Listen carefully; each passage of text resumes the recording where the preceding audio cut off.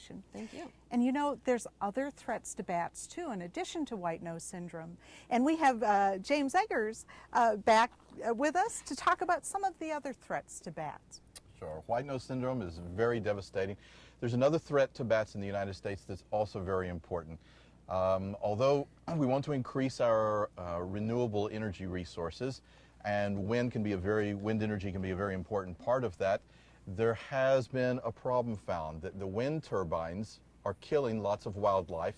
And in the year 2010, it was estimated that wind turbines in the U.S. killed 250,000 bats.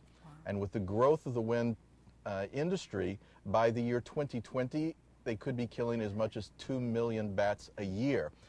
As you see that wind turbine turning, it looks slow, but the tip of the blades can be spinning at as much as 200 miles an hour.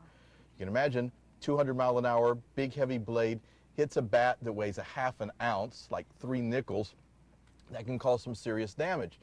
But a lot of the bats that have been found dead around wind turbines apparently were not actually hit by the blades, but the blades caused such a drastic change in barometric pressure that it fatally damaged the organs inside the bat, and that's what killed them.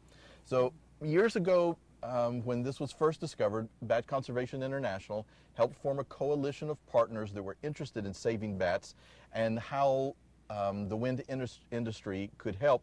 And so BCI helped establish the Bats and Wind Energy Cooperative. You can find a lot more information about the Bats and Wind Energy Cooperative on the BCI website at batcon.org. And some of our partners in the wind industry have allowed us to do research on their facilities, and we've actually found some really incredible ways to help the bats. For example, when the winds are very strong, it's too difficult for insects to fly. Without the insects out there, the bats aren't going to be out there. So when the winds are really strong and the wind turbines are getting their maximum energy production, it's really not bothering the bats, it appears. But when the bats are flying at very low winds, that's when the wind turbines are producing less than 1% of their energy. So we try to research an experiment and ask some wind companies to turn off their turbines when the winds were very, very gentle and the bats were out and little energy was being produced. And we found that fatalities of bats were reduced over 90% in some cases. So this huge reduction in fatalities has been a great success, and the experiment is being used by some other companies.